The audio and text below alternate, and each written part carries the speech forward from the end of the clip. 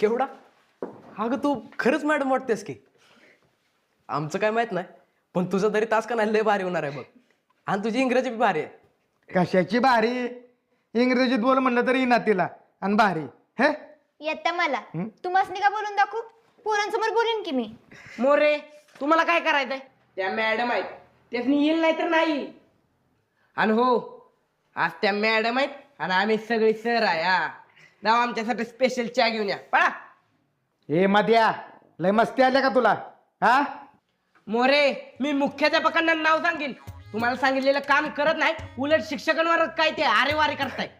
अरे वारे नाही, अरे रावी. हा तेच ते करताय. हे काय बरोबर नाही.